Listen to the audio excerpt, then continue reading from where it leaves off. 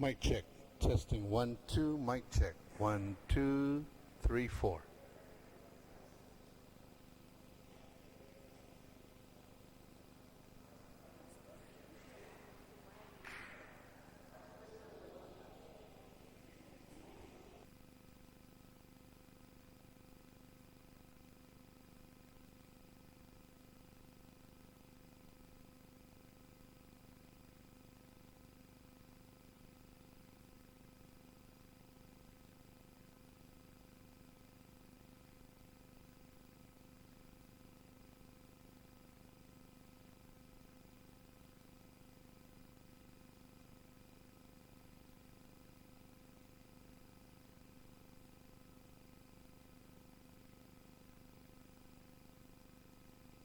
We're back on the air. Thank you for your indulgence. Are there any other speakers on Bill number 79? Oh, It's just a point of information for the retiring speaker, Madam Speaker. You'll note that in the proposed legislation, I included the CCU chairman. It's no secret that I'm friends with members of the CCU and talk to them a lot. And they're thinking way ahead. And there was a time in this legislature where members of the legislature were very apprehensive about solar energy, and we put a cap on all kinds of parts of the solar energy thing. And they're talking about not only the 40 acres of solar energy that they're going to put in with the Navy, but they're thinking about wanting to contract a huge amount of solar power that's going to be provided by somebody else, but it would take them over the statutory limit we already provided to them. So I told the members of the CCU, contact your oversight chair and get that done, so that you can sign that contract. I didn't want to introduce that legislation myself because not so much that it was out of my area, but it was personal knowledge that was being provided to me. But the thing is that this council would then bring those issues forward, and one of the members of the legislature or people that are in it would know that this is something that we can take it past. We remove that 25%. We can remove the I believe it's 60 megawatts that we have for solar energy, and let it go to 180 so that whatever they can contract, they can contract. But that's the purpose of this. I want it to be available to others, not just those of us that have a speaking relationship with people that talk about these things. But they are thinking about it, and they're very forward thinking about wanting to put in more solar. I'm very happy because I know they fought it a while back, and I mean, I've been fighting them since 1977, and it finally came around. So I'm happy that it's finally happening. thank you, Mr. Speaker. On Bill number 79, Senator Castro, you're recognized. Thank you, Madam Speaker. I rise in support of Bill 79. I'm particularly interested in what the retiring speaker referenced earlier in terms of characteristics of small island states throughout the Pacific Rim that are particularly most vulnerable to the impacts of climate change. I can remember very vividly back in 1992, when Guam experienced 5 super typhoon hits. It only underscores the critical need for the community to be resilient, self-sustaining, and prepared. It's also worth noting that the Chamorro people, as well as other Pacific Islanders who have made Guam their home, rely on our marine sources for their particular way of life. I don't think one needs to go too far to recognize that our marine resources are definitely a major source of employment. If you look to the furthest north or to the furthest south of the island, one can also recognize that we're in the midst of the largest military buildup in peacetime. And this discussion about climate change is germane to that in terms of protecting our military infrastructure as well as our civilian infrastructure. If you look beyond the reefs and beyond the immediate shoreline or even our EEZ, you're going to see that there's a thriving $6 billion fishery industry that we should be concerned about. If you think about things that are going on in terms of Asia and the threat of an attack, this discussion about climate change is directly linked to that insofar as being prepared, not just from a military strike, but in terms of anything else that should erode our infrastructure or our ability to be responsive, to protect our way of life, like issues tied directly to food security. It's important for concepts of environmental stewardship. It's important to our tourism industry. Imagine a bay that's polluted, that has no fish, that is suffering from explosive algae growth, or that's incurring other types of ills that would directly affect our ability to attract tourists to participate and enjoy our waters. As the author mentioned, it's a direct threat upon our immediate environment, both the marine and terrestrial environment. But we're seeing something, another phenomena that's been going on, and it's this concept of climate refugees. And the threat is real. It doesn't matter what label you put on it, whether it's global warming or climate change. Something's happening in the oceans and in the environment that's causing other peoples from other islands to come here, whether it's for purposes of employment or even because their crops are failing because of a king tide, because of the ocean waters washing in on their farms or their taro patches. Those are real threats. Those are the realities of their worlds that are going on right now. And so again, I want to rise and mention and commend the author for institutionalizing this advisory body, and that looks beyond the life of an executive order or the priorities of a single administration. I think it certainly communicates very well, as he had mentioned, that we want to work collaboratively between both branches of government, but also with other jurisdictions. Thank you, Madam Speaker. Thank you, Senator Castro. On Bill 79, Senator Biscoli, you are recognized.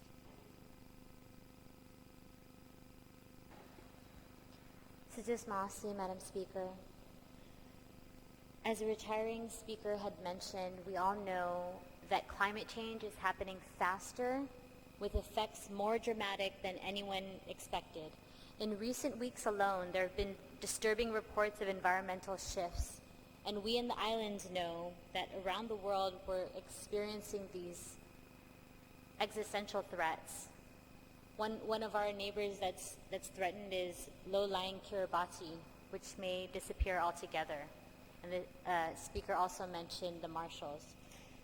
Guam is on the front lines of climate change, and while we may not be swallowed by the ocean anytime soon, rising sea levels do erode our beaches. Higher temperatures will affect our plants, our animals, our weather patterns. Warming oceans will devastate our already struggling coral reefs. Meanwhile, political winds have shifted, and as the speaker had mentioned, the efforts of the previous administration to mitigate the effects of global climate change are being abandoned. Now more than ever, it's important for Guam to reclaim its future. We must take action locally to preserve our ecosystems. And actually last night, I was going through some local and national articles, and I came across an article from the Washington Post, which was really troubling to me. It was talking about a lot of different ways that we can look at approaching climate change, and they even suggested doing more studies on soil and how we can get farmers and other folks in agriculture invested in trying to, instead of having carbon escape into the atmosphere, we can figure out ways to bury it beneath our feet. And it's just some really incredible things that we can do on a policy level, working with folks at the University of Guam, at GCC. There's a lot of brain power that we can invest in solutions. And I really just look forward to working with my colleagues here. For example, my colleague Senator Nelson has already introduced a bill, which I co-sponsored, that will prioritize the incorporation of renewable sources of power in our future energy plans. Combating climate change on our island will take a collaborative effort. We must gather research, inform our community, and work together to find solutions that will help build a more sustainable island.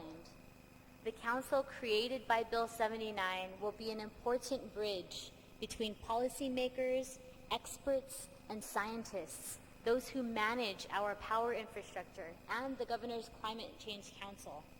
I believe this communication will be critical to understanding the future challenges that we face and devising ways of preserving our precious natural resources. I rise in support of this bill, Madam Speaker, and I thank Speaker Cruz for his continued commitment for keeping Guam's environment and our families safe. Sidusmasi. Sidusmasi, Senator Lee. On Bill 79, are there any other speakers?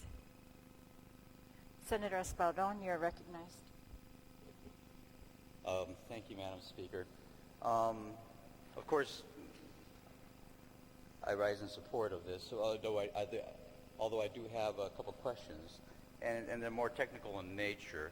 If we turn to page 7, we come to the section 15108, which basically governs the conduct of the meetings and the quorum. And in this section, a very limited section, it basically states that a simple majority of the members of this council shall constitute a quorum to do business and take action by this commission, and it will be a simple majority of the members. I guess the first question is there a need to put in perhaps a notice requirement when a meeting is called? Or is that just one of those things that we're just going to leave up to the council to figure out how they're going to notice it? And I guess I would have to at least ask the sponsor of this bill, the author of this bill, to chime in on that, whether it's even necessary to put in a notice requirement. Mr. Speaker, do you yield to that question? Yes, I will. I would imagine that it would have to comply with the open government and would have to have the 5-day notice for any action that they're going to do. Senator. So I guess Thank you, Mr. Speaker. I Senator take that the Espaldon. answer that they would fall under the local statute or local government laws, the local statutes that requires a 5-day notice for meetings of this kind. It is a body of this body, or it's a creation of this body. Okay, and that's fine. I just wanted to make sure that that area was covered. The other issue I have with this little this section is that, of course, a quorum is established by a simple majority. Within the context of this legislation, there are 9 members who will be sitting on this council. The simple majority then would be 5 members to be able to constitute a quorum, and that's fine.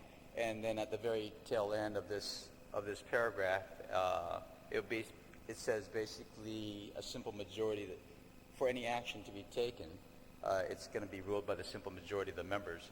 So I would imagine, again, this is just one of those questions I want to clarify, that if there was a quorum of 5 members there, not all 9 were there, it would take all 5 members to then pass any action or any resolution to an action that they would have to approve, as opposed to a simple majority of the members present. I just want to make sure what the real intent was, that if there was a meeting taking place and there were only 5 members there, which would constitute a simple majority as required, would it take all 5 members to approve any action that they so propose? And if that's the intent. Are you asking I the am sponsor asking the to author. yield? Yes. Speaker Cruz, Yes, do you yield? they will not be taking any actions per se. They will be making recommendations to this body and to whoever wants to listen. I don't believe I've given them any authority or any power to enact legislation or do anything else besides try to get everybody to to comply, to follow the recommendations. It's not they're not taking any major actions. That's the policy's being done by here. They're just advising us. Yes, I understand to that degree. However, the way the sentence reads is a simple majority of members of the Guam C3PR shall constitute a quorum to do business, and any action taken by the Guam C3PR shall be by a simple majority of the members. And so there is the word action taken, and if it's just to report it out, does it take, or to make the report to the legislature, does it take all 5 members who might be there that constitute, bottom line, a simple majority who may be there at that meeting, all 5 members to be able to say, yes, let's put that report out? Or does it take just the majority of the 5 that may be there, 3 in this instance? Your reading is correct. I'm sorry, so it would take all 5? No, that the 3 could Oh, the make 3. the recommendation to us. Okay, so shall be a simple majority of the members present? Well, without having to put that, yeah, that's why it just goes back. Otherwise, it's going to take all 5 members to be able to pass anything. And they're trying to meet. It's quite a diverse group, and I'm trying not to make them hamstrung by what we have with a lot of other government agencies, of their inability to be able to meet because of quorum, especially with as large as this group is. And so we were trying as much as possible to get them to continue to be able to move. And yeah. Right. So if my understanding of the response is correct, then Madam Speaker, then I think it's incumbent of us to at least specify that in this paragraph, and that will be on line 10 of page 7. After it's any action taken by the Guam C3PR shall be by a simple majority of the members present. And so I'd just like to add the word present to the end of that sentence. And that would be an amendment I'd like to make, just to clarify that it would take just a simple majority of the members at the meeting to be able to do business and take action. On the amendment, is there anyone wishing to speak on the amendment? All right. Is there any objection? No objection. So ordered. And I did have one other concern, but I think it's already addressed. And that concern, I'll just, for the record, I'll just put it on. Again, as was presented in his opening statements for this legislation, the author did say that basically the role of this committee would be to advise the legislature of policy considerations. And of course, the question was, where is that reporting requirement? But I would imagine if we turn to page 6, on line number 6, it says recommend to the legislature policy and funding recommendations. So, but to be clear, the reporting to the legislature would be through the office of the speaker? Is that how this works? Or would it be perhaps a copy CC'd to all senators? And I guess that's just one of those things I need to clarify, because sometimes when there are reporting requirements that are made of other agencies out there to the Guam legislature, it's directed towards the speaker and then it's disseminated that way. Or in this case, since this is an internal group under the auspices of the legislature, would that group then just perhaps put out something to each and every senator? And if I may ask the author on that, what the intent was. The chair of environment is the chairperson of the council, and would be the one reporting back to the legislature. In its entirety or individually as senators? Okay.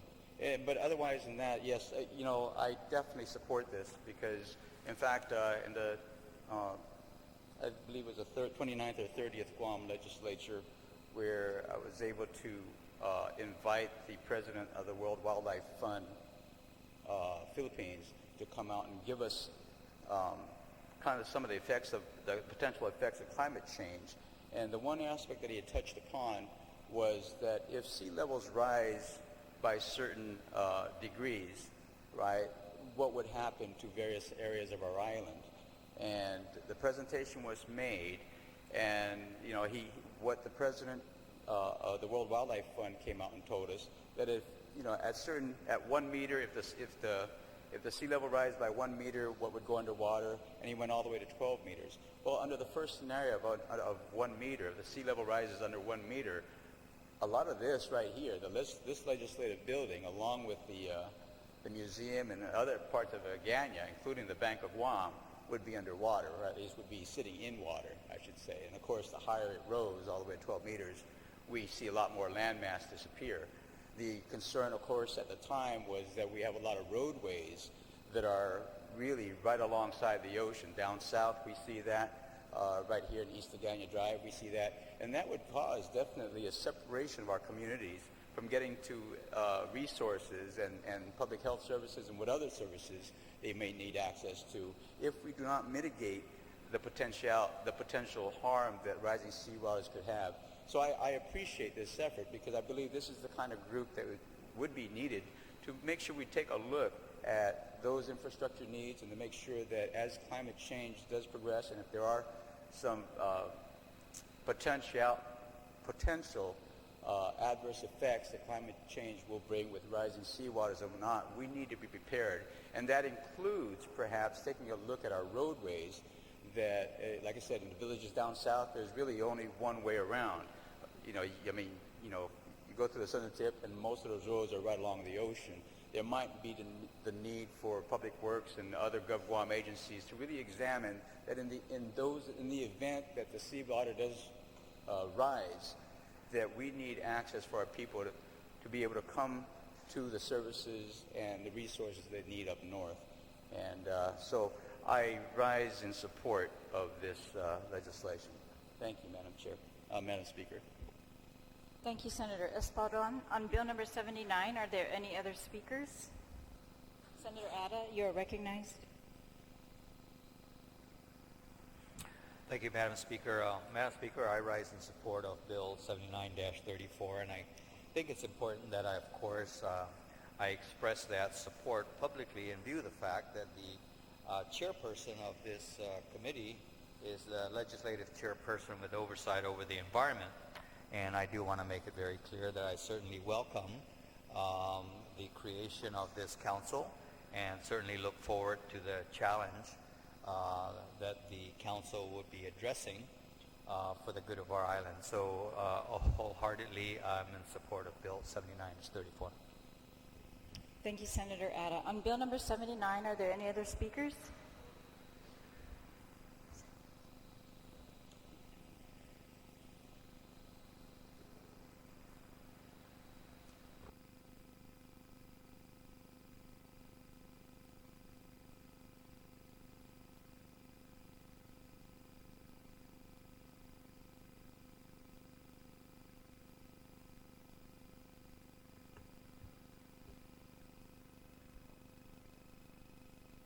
On Bill 79, Vice Speaker Chalahi, you are recognized. Thank you, Madam Speaker. I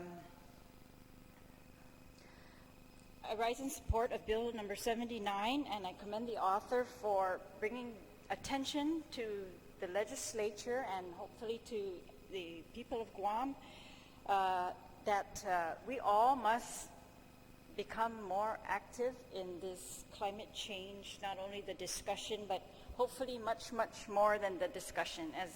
As previous speakers have said, we have in our laws that exist, we already have many measures that are intended to preserve our environment, to take care of our shorelines, to specifically address climate change, renewable energy, and many other aspects. And I think the gap that we're having is really that sometimes when we put it off to somebody as it's their duty to take care of that, it's no longer our duty. And I think when it comes to climate change, this is one of those issues that We cannot afford to do that. We can't, nobody can afford to say it's somebody else's job. And we know, the previous speakers have also said that we are a little island. We did not really create the climate problem, and we can't fix the world's climate problem, and the world's climate problem is what's going to impact us, almost regardless of the measures that we take today. But we must be absolutely diligent. I admire the Marshall Islands and the other islands that have really taken a lead on this, because it is justice, I mean, for our islands. This is what we must pursue. And so I commend the speaker for bringing this attention. I commend the governor because his task force that he created is actually an excellent one. If you look at the executive order, I mean, what they say they're going to do, and it actually seems to have been motivated by an executive order of the previous president. And so he implements on Guam what the president had pretty much asked that be implemented in every state. And it's really quite comprehensive and demands vulnerability assessment to be done throughout the agencies, throughout our island, and of course that's the place to begin. And it demands a lot of other things that be done agency-wide, that every single agency of government address what they can do to promote Guam's policy, again, to protect our environment, to resist climate change on a worldwide level, to reduce their carbon footprint. I mean, all of those things. Many, many, many things are listed here. So I don't know how active this task force is, or this advisory committee. I'm afraid it might not be extremely active, but I think hopefully this bill would encourage them to get active, because these are our agencies, these are our front lines, these are the people of Guam who have been mandated, who have been handed off these tasks to, look at these and give us their expertise in addressing it. Stormwater runoff, everything from the coast. I'm pretty sure that the members here are well educated. I'm just going to read a couple of things here. It says, these advisory committee members they have extensive knowledge in climate variability, meteorology, coastal management, maritime issues, ocean acidification, coral reefs, fisheries, ocean economy, energy usage, drinking water, stormwater runoff, invasive species, agriculture, renewable energy, infrastructure, federal international initiatives related to climate change and infrastructure. A lot of expertise is needed. And so I agree that for the legislature to assist in this, bringing Guam up to speed in climate change and addressing climate change on every level, that legislative attention to this is necessary, absolutely. This bill is intended, according to the author, to be a source of information for us senators. I just only hope that we senators must always be way more active than that when it comes to climate change. We have to be on the cutting edge. We've got to know everything. Like you said, you've got to stay up late at night and read as much as we can, because we on Guam cannot afford to be behind, the information that's coming out. And so hopefully this commission will help. I think one of my amendments is I want to ask that, because this is something that is so very important to every single person on Guam, every single agency on Guam. There's not one agency that's under a jurisdiction of a senatorial committee that should not be involved in this climate change discussion, because there are things that everybody can do, or everybody must pay attention to, or learn, or contribute, or give us their expertise on. And same way with the legislature. I think the speaker's goal is to make sure that this is not something that's handed off and then the rest of us are relieved of that duty or that responsibility, and it's just too important. And so I was going to propose, so this commission right now would consist of 5 senators, 2 people from UOG, 1 from CCU, one the governor's task force chairperson, and the 1 member from the governor's advisory committee.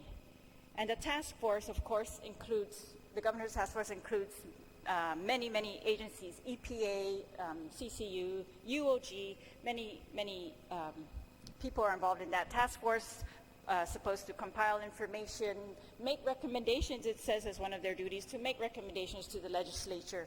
So this hopefully will be consistent, but what I would like to amend is I would like to, where it outlines on subsections C, D, and E, in addition to the chairperson of the Committee with Environment Oversight in the legislature, it adds 3 more or 4 more senators, and I would make an amendment to add all the senators of the legislature, because if this is to be an advisory commission, I think that would just help to kind of put a little bit more pressure on all of us here to attend and be informed directly, not indirectly or trickle down effect, but let's hear it straight. Let's get all your questions answered directly as much as possible.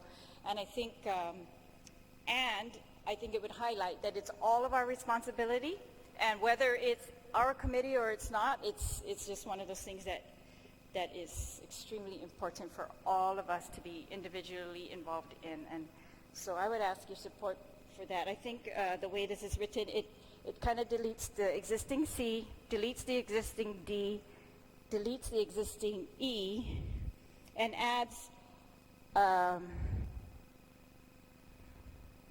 new E. It's hard to read, but it's in the middle there, the dark underline where it says all members of the legislature in Guahan. So that's the change. It's to, instead of delineating 5 senators, it would keep the chairperson of the environment as the chairperson of this commission, and it would add all the senators so that they should attend the meetings and feel welcome, and they should directly get involved. Now, as to the quorum, because that came up earlier, I will probably later on say that let's amend that quorum to just be 5, so that it's an advisory commission. They don't need a huge majority to act and to make recommendations, and still going to have to come back through the committee, through the legislature, and let's just keep that action number, whatever they originally intended to be, 3, 5. But I would ask that everybody be kind of obligated to attend. So that's my motion, my first amendment. Madam Thank you, Speaker. Vice Speaker. Has all the members of the body received this amendment by Vice Speaker Terlahi, amending the bill on line 13, page 4? Would any senator like to speak on the amendment? Senator Estevez, you are recognized. Thank you, Madam Speaker. While I do appreciate the intent of the amendment, we have to look at what the intent of the bill is and what the focus is. The focus is that this commission is made up of experts in these various fields that are going to act as a steering commission or steering committee in order to advise the legislature. But what we do is when we make it pretty much a committee of the whole and then tag in a couple of experts, it gets convoluted. I think it misses the point. When we start getting into the process of, as they're working out their recommendation and we're getting in their Kool-Aid, us being the laymen technically, then I think it's just going to distract from what their purpose is. I don't want to speak as to what the intent of the bill is, but it's my interpretation. The reason why I support the legislation as a whole is the way I view it as working is the experts look at the big picture, speak their language, come up with recommendations, bring it before the body with enough representation there of the 5 senators that are already going to be there. Things are discussed, and it can go back and forth until something is found, until either a compromise is found or something amicable. But I think not allowing them to have that process and us getting in the mix a little bit too much. Now, what it seems like it's going to be is every quarter we're having an oversight hearing on this, and I don't think that's necessarily the case. I think the people and members of the committee or of this commission that are forming together, the experts, have a genuine desire to infer positive change and positive results. And so without adding on a requirement, not just for this legislature, but all future legislatures, I think would it be a little bit too premature? And I think the current language in the bill is representative enough to show legislative support. And so I don't agree with this particular amendment. Thank you. Senator Torres? Thank you, Madam Speaker.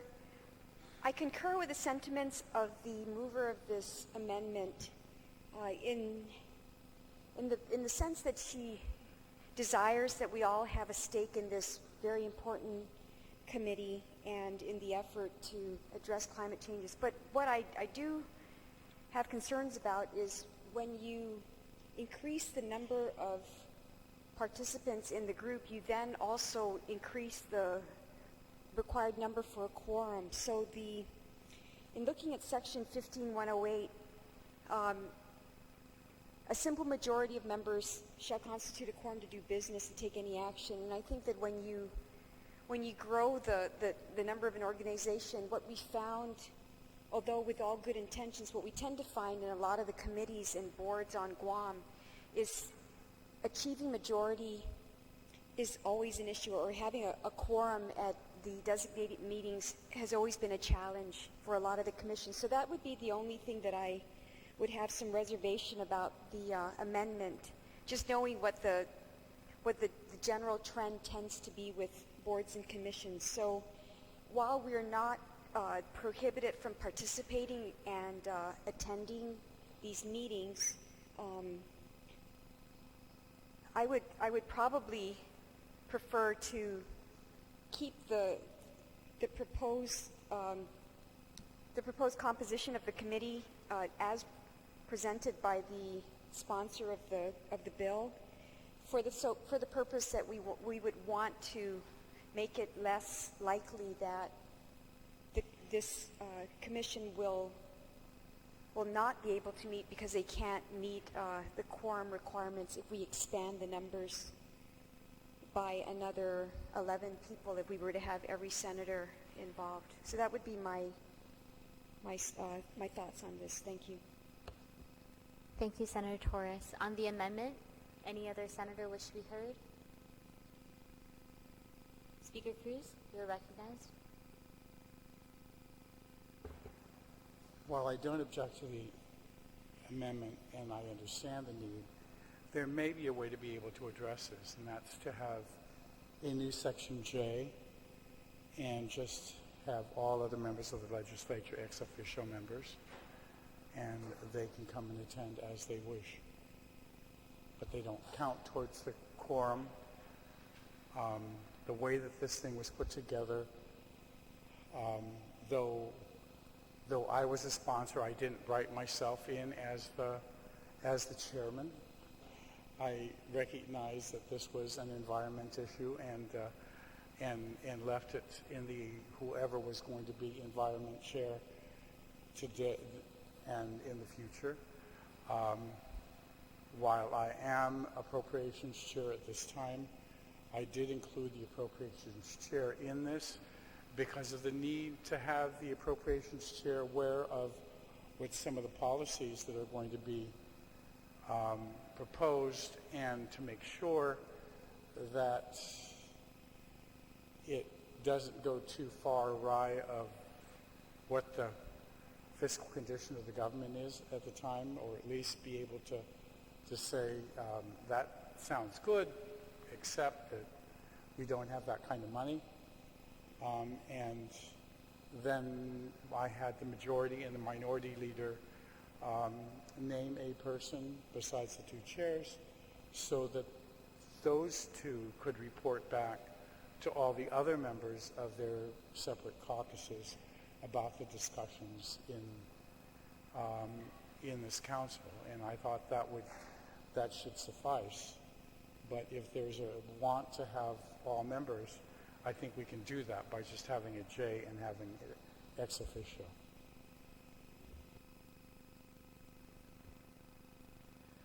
We'll take a brief recess and just discuss if you want to make a change. We'll take a brief recess.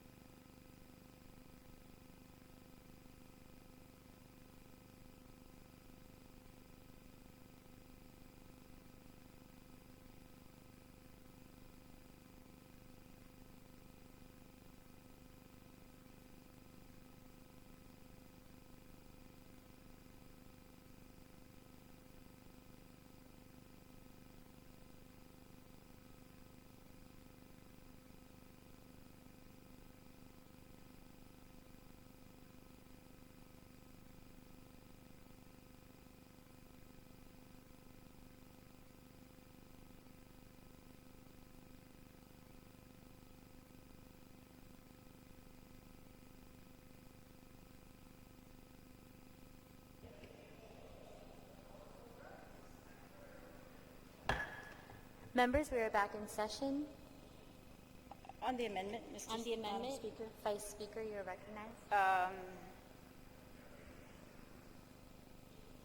I have no objection to them being, the rest of the members being ex officio members. It's going to, I guess, hopefully have the same intent where everyone, I think it just reduces a little bit of the obligation for the rest of the members to attend and be informed directly. And when I say directly, it's really not that directly, because the task force that the governor created is really directly going to be informed by EPA, the Energy Office, the Department of Agriculture, the Department of Land Management, the Department of Chamorro Affairs, the Department of Public Health and Social Services, Public Works, Guam Homeland Security, Bureau of Statistics and Plans, which is, of course, the Seashore, NOAA, all those programs fall under there, the Guam Economic Development Authority, GMH, BBMR, UOG, GCC, GPA, GWA. But this advisory commission to the legislature it's only got 2 people from UOG, 1 CCU, the task force chair, and one of the members of the advisory committee. So we're already hearing it secondhand. I think, I don't know if that's a good description of it, but that's just my worry. I want it, if we're going to be told what needs to be done for climate change, then I just want us all to have not get away with not being informed. And so just going along with the flow. Are you okay? Oh.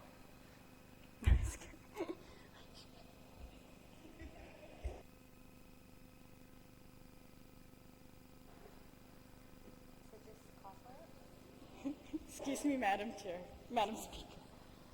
All right. I have no objection to that change, but I just want everyone to know, I'm hoping that they will all take this seriously, because they're going to come up with a recommendation that's going to be sent to the Committee on the Environment, and we already have a committee. They have a full committee, and then, so it's kind of like a filtered down process, but I don't know, it's climate change, so I was just hoping that, we would treat this differently. But I have no objection to that amendment, to my amendment, Madam Speaker. Or I guess it's a totally different amendment. Would I have to withdraw my amendment? Or amend it, as the Speaker stated? Okay. So Point of order. on the motion to further amend, yes, sorry, Senator Espaldon, you're recognized. I believe that the motion was to, as written, basically deletes and adds. And so I think the proper procedure would be to withdraw the amendment that's on the floor and then the proffering of a new section J as was proposed by the author. So again, that was just a point of information that this is not what was proposed was not an amendment to the amendment. It was a suggestion that perhaps to be able to solve the issues that was really proffered by the good vice speaker would really be to withdraw this amendment and then perhaps introduce another amendment which would add a new subsection J.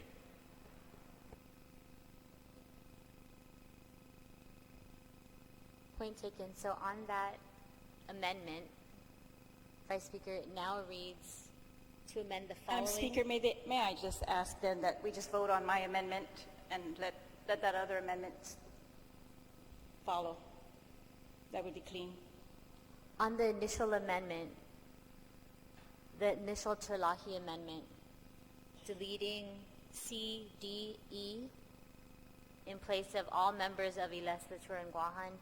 Would anybody else like to speak, any other member like to speak on this amendment? Calling for the vote on this amendment. All those in favor?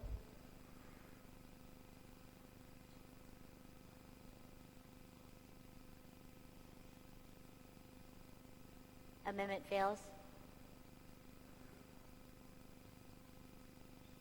Vice Speaker Chalahi, you're recognized. Thank you, Madam Speaker. So with the permission of the Speaker, I would move that we add all members of Iles, Latour, and Guahan as a new K, H-I-J, a new J, ex officio members. All members of Iles, Latour, and Guahan as ex officio members. If any member would like to speak on that. Point of information, Madam Speaker. If the language is going to be that would mean that even those members who are already mentioned in here also become ex officio members. So all members perhaps who are not named as all other members. All other Madam members. Speaker. Thank you. Senator Torres, you're recognized. Any other member wish to be heard on the amendment? On the Terlahi amendment to add section J, all other members of Iles, Latour, and Guahan as ex officio members of the commission. All in favor?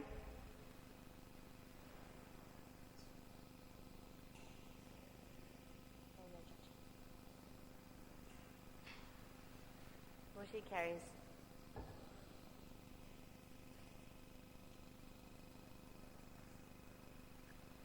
On Bill 79, Vice Speaker Chalahi. Thank you, Madam Speaker.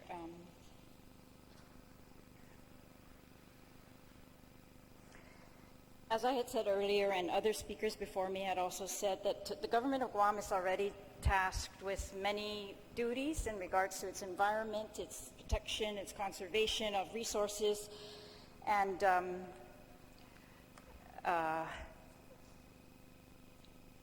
we are looking to our environment for so many things, as the senator from Barragata mentioned these things. I mean, we look to our environment.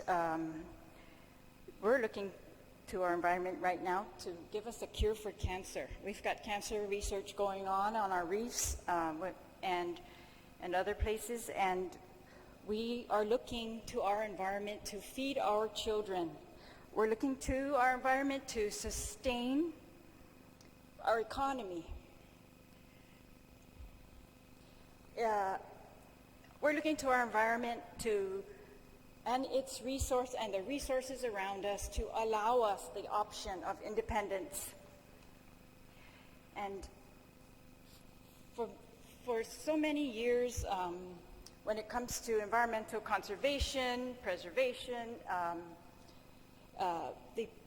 we hear all the lingo. Please plant a tree. Please conserve your water. Please conserve your gas. And it's kind of, I don't know. I, over the years, have found that very, at first, I bought into it all. But over the years, I begin to think we are being asked, and especially, when I became involved in rules that were going to be promulgated and what the environmental impacts would be, what is our comment on those things, and how do we mitigate? So first of all, they ask us to comment on a plan to conserve water and or conserve. Anyways, water is a good example, but only to find out that on the other side we are, allowing the permitting of 15 new wells, or we are allowing. Guam is used as a watering station for huge, military activity, and that kind of thing. I mean, I just think we also have to be very, very aware of, why put the burden on Tan Maria when we are allowing, as a government, our resources to be used like that. And so I just think, anyways, when I was thinking about this bill, I thought that it's a good opportunity to highlight that all our efforts and all the talk that we could do regarding climate change in general. I mean, sometimes, we say, yes, it affects us on the island, but it's for the most part not caused here. But we are going to be forced to take steps to mitigate, just like the other islands. We're going to be forced to shore up our shores in ways that are not natural. We're going to be forced to, just before FESPAC, Palau had a drought. I mean, Palau, I still can't get over that. It's like, that's not too far away from us, and they had a drought, and we are so lucky we have our aquifer, but we've got to treat our resources like the valuable assets, our most valuable assets that they are, and the assets that really give our children any future, that give Guam any future in the next decade. It's our assets, the water, the sea minerals, the ocean shores, the coral reefs, our habitats for endangered species, and our all of those things, Madam Speaker. So I have another amendment that I would ask my colleagues to consider. Actually, there are two more amendments, but they're similar. So one is to add, and if you would please bear with me, I passed out a sheet, but it has some typos, so I'd like to fix the typos before I move this amendment. And so where it says line 6, page 10 of the bill, please make that read line 3, page 7 of the bill. And where it reads add the following D, please make it read add the following F. And on the next one, please make it read instead of EG. Okay? Thank you, Madam Speaker. So I would like to move the first, a new F, be added on page 3, and page 7, line 3, that reads, to the greatest extent possible, and please cross out the word understand and say determine. So to the greatest extent possible, determine and address the adverse impacts of activities conducted on Guam by the federal government and its contribution to climate change and global warming, with specific analysis of any military exercise or installation that may cause environmental damage that would further confound the consequences of climate change on Guam. Specifically, detonations and testing in relation to the record of decision for the Mariana Islands training and testing which allows the Navy to continue training and testing activities to include the use of active sonar and explosives within the MIT study area, of which the cumulative effects will impact coral reef, marine life, and other aspects of the environment that are already susceptible to weakened resistance to climate change. The other amendment, if I may just discuss it at this, well, I'll let that one go. And I guess on that one amendment, Actually, if you could just clarify, on the second line, you stated activities conducted on Guam by the federal government and would you change it there to its? I think it's just correct. its contribution? Yes. Madam Speaker, just a point of order. Could we confirm it would be page 7, not 10, right? Yes. So line 3, page 7, add the following F. Right. I asked that we all make the typo corrections. It should read line 3, page 7. And where it says D, it should be F. Where it says understand, it should be determine. Where it says there, it should be its. And I apologize for the typos. So page 7. Line 3. It would be So a new F. let's dispense with that, and then you can continue with the additional amendment. Any, Senator San Augustine, you're recognized. Madam Speaker, I'm just curious what Senator Terlai is bringing up. Is this against the military buildup? I'm trying to understand that. I read a lot of things on our amendment. Am I reading the same sheet? Vice Speaker, do you yield to the question?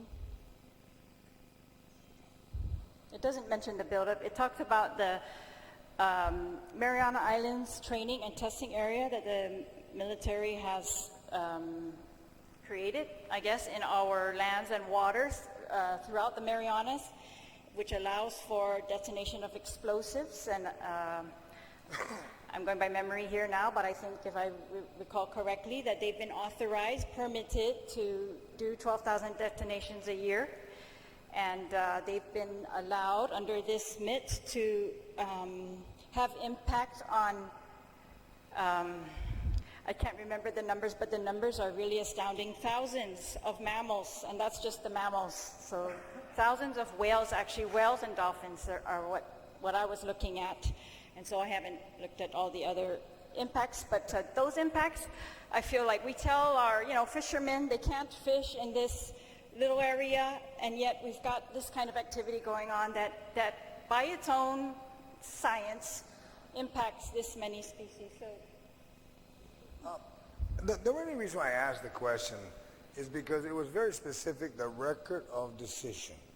The only time that was ever brought up, any time for the past 10 years, was the military buildup. And I'm just concerned that while they're trying to create a council, now we're extending to all the activities of the military. I'm just very curious about that. Thank you. Vice Speaker. thank you, Madam Speaker.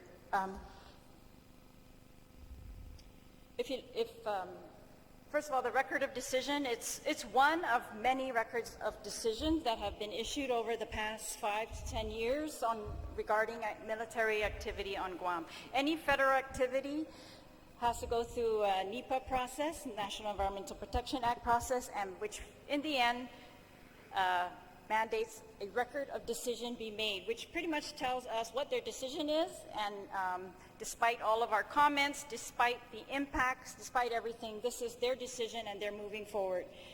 And so this is just one of those. There was a record of decision made for what they called the build-up, all that activity. That was another document. This one that I'm referring to here is for the MIT in particular.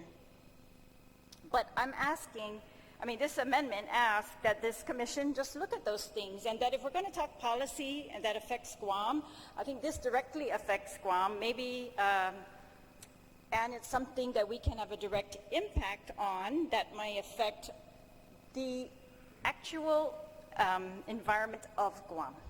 We can't always affect, carbon emissions worldwide, but we can hopefully try to have an effect on these things that have actually an effect on our corals, on our biodiversity and things like that. And the duties of this commission, as they're currently written, they talk about this kind of stuff. So on page 5, like B, it says, to the greatest extent possible, understand and address the government of Guam's contribution to climate change and global warming. We're going to be looking at ourselves, criticizing ourselves, our government, our people, the way they live, the way they fish. And so I just think we've got activities that are going on here, and we should be equally mindful, equally knowledgeable, and equally ready to say when those things are going to impact our environment and make us less likely or less able to protect ourselves from climate change and global warming. Thank you, ma'am. Any other member wish to be heard on the Terlaje Amendment? Senator Esteves, you are recognized. Thank you, Madam Speaker. I rise in support of this amendment. I think it's a perfect fit. Again, when you look at the scope and you look at, and it's been addressed actually, I think many of the members were at that public hearing. The only line of defense we have between us and the activities going on with the federal activity, primarily the military, but federal activity in general, is the SHPO. Understaffed, maybe out of her depth in multiple ways. And when we look at that line of, and again, that's no insult to her, but just the workload, and we've all addressed and seen the myths. We've seen the problematic agreements. We've seen the records of decision, and they consistently attempt to bury us in paperwork. And we read through them, and we catch those Easter eggs they don't want us to see. And so I think adding this a layer, when we're talking about bringing together a group of experts and then allowing them the latitude as well to address any and all things that may affect the climate and that may have an impact in climate change as a whole, looking at the scope, I think is beneficial. And so having a second opinion on everything going on and reconfirming the work, or more importantly, providing assistance to the process that's already there, especially coming from the legislature, I think is nothing but a positive thing. So again, I rise in support of this amendment, and I urge my colleagues to please support this amendment as well. It definitely is a good fit. Thank you. Thank you, Senator Esteves. Any other member wish to be recognized on the Terlaje Amendment? Speaker Cruz? Oh, Senator San Nicolas, you're recognized.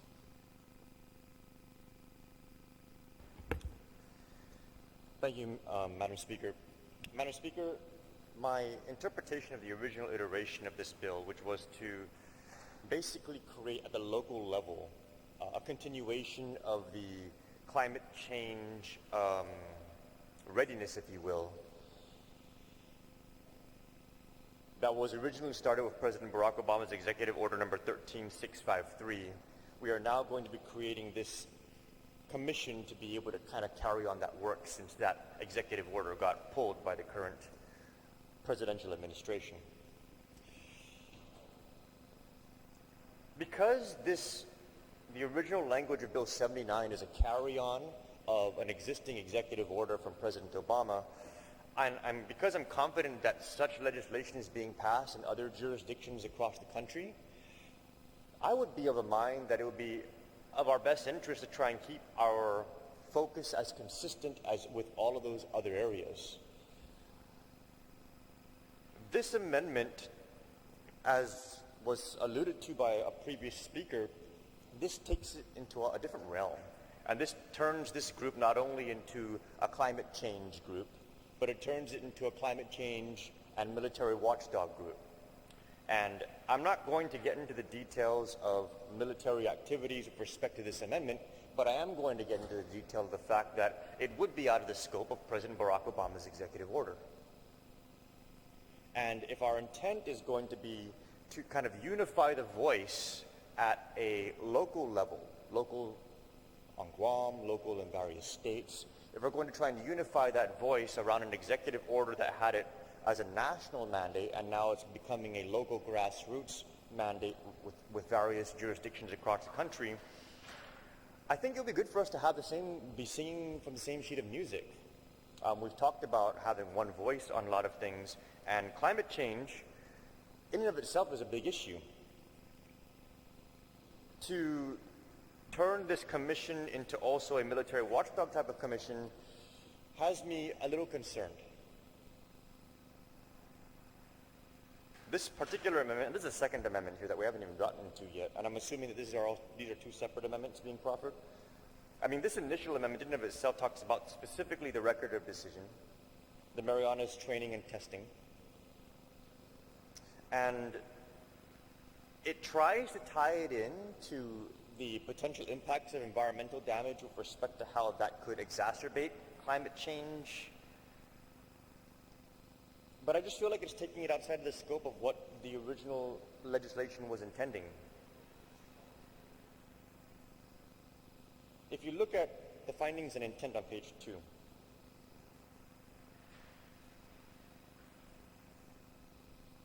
it talks about a lot of tie-ins with federal actions. This amendment kind of disjoints us from the federal interest. It talks about, on page 2, starting on line 3, El Legislature Guam further finds that on March 28, 2017, President Trump signed an executive order, Trump executive order, that rescinded certain energy and climate-related presidential and regulatory actions and reports approved by the President Barack H. Obama administration. Executive Order 13653 of November 1st, 2013, preparing the United States for the impacts of climate change. The Presidential Memorandum of June 25th, 2013, Power Sector Carbon Pollution Standards. The Presidential Memorandum of November 3rd, 2015, Mitigating Impacts on Natural Resources from Development and Encouraging Related Private Investment. The Presidential Memorandum of September 21st, 2016, Climate Change and National Security. The report of the Executive Office of the President of June 2013, the President's Climate Action Plan, and F, the report of the Executive Office of the President of March 2014, Climate Action Plan Strategy to Reduce Methane Emissions. El Legislature Guam further finds that notwithstanding the Trump executive order that rescinded the President Obama climate change policies, El Legislature Guam continues to support Imagalahi's Executive Order 201508 and recognizes the importance of preparing and planning for, as well as mitigating, the adverse impacts climate change will have on the people and island of Guam. It focuses squarely on the question of climate change and the federal actions that were related to that. And we need to be mindful of the fact that while all of these things we're trying to adopt and support at the local level, it was also during President Obama's administration that we moved forward with the military buildup. So here we are trying to align ourselves with something that President Obama started in his administration of climate change, while at the same time entertaining an amendment that's going to disalign us with the military buildup that President Obama initiated during his administration. I think that it's important for us, and if we want to do this as separate legislation, create some kind of commission that's going to track the impact of the Navy, of the military activities, that can be separate legislation. But I think that it's important for us, because this is intending to carry on something that was started and taken away and that's being mirrored in various other jurisdictions, I think it's important for us to be as clear of a mirror as possible and not try and add other shades or tones to the reflection. So I'm concerned that the amendment as proffered deviates a little too much from what the original intent is of the legislation.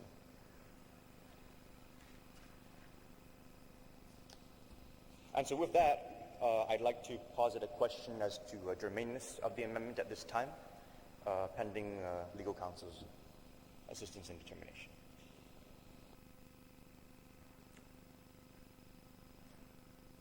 We'll call it short recess.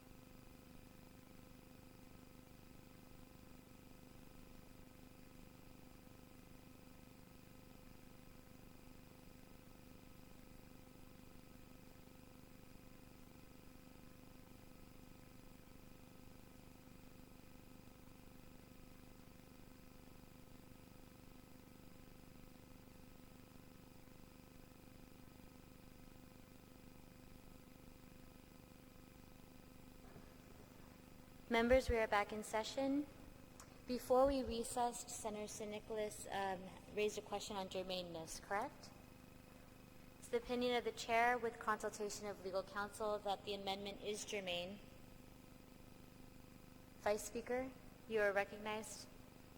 Oh, Speaker Cruz, sorry, you are recognized.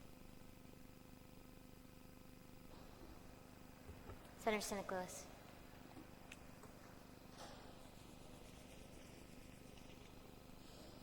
Thank you, Madam Speaker.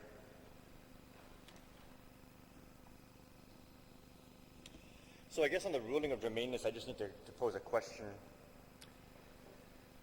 On page 3, lines 21 to 26, when we talk about the creation of the council, the language of the creation of the council is very specific. Is hereby established for the sole purpose of developing policy direction and recommendations relative to ensuring the government of Guam focuses resources on preparing and planning for and mitigating adverse impacts of climate change on Guam.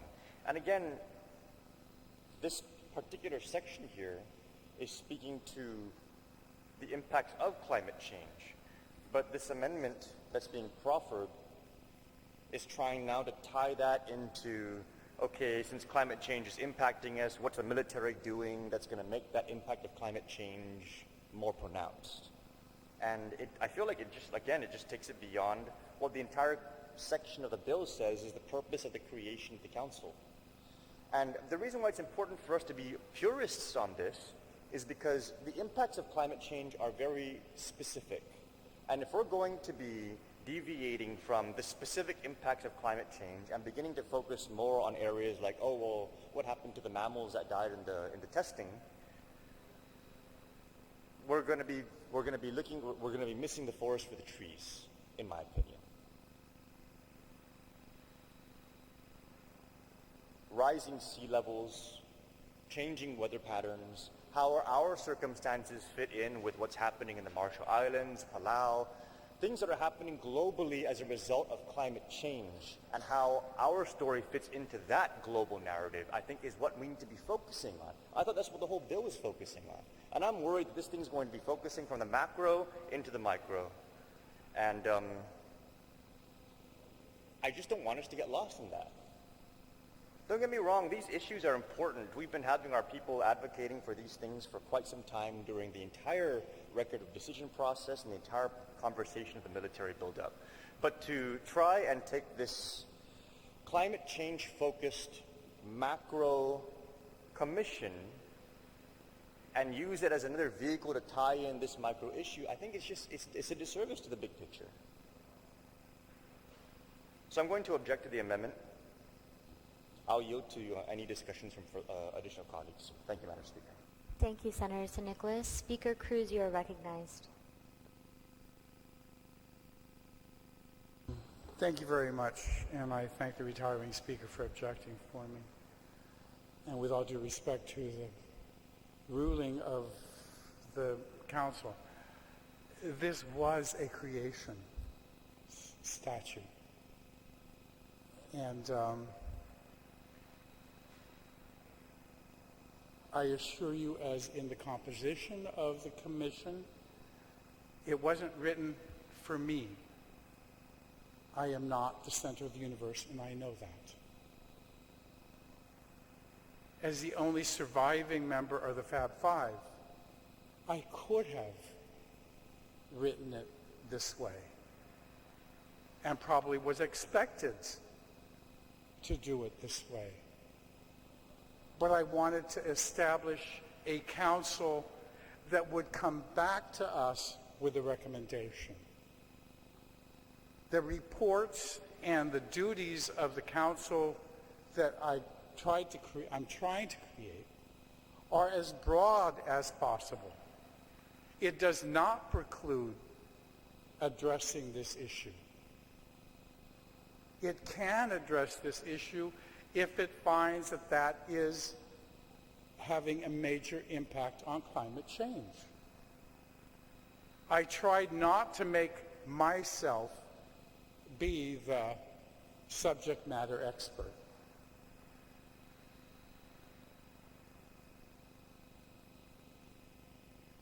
I'm making this group of 9 be the ones that are going to be the subject matter experts that are going to come back and make the recommendation to us.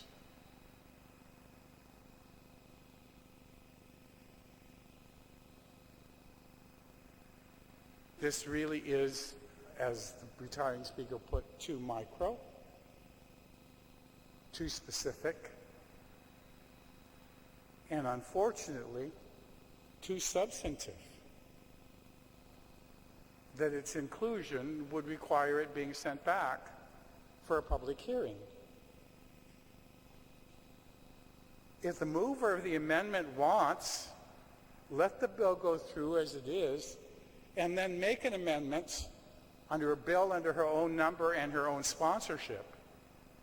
This is the creation of a council with as broad powers as possible.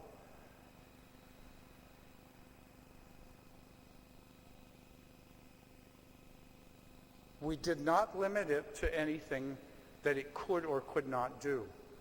It's supposed to address everything. And if these issues are things that it needs to address, then it better come forward and come to us or your future bodies here that are going to be the ones that are going to be address it. But I really ask the members to keep the legislation to as close to the way that it was broadly written, not written for me or about me or whatever biases I may have had, but as broadly as possible to take care of providing advice for those of you that will be here in the next legislature and the legislatures to come. Thank you, Speaker Cruz. Any other member wish to be heard on the Chalahi Amendment? Vice Speaker Chalahi, you are recognized to close.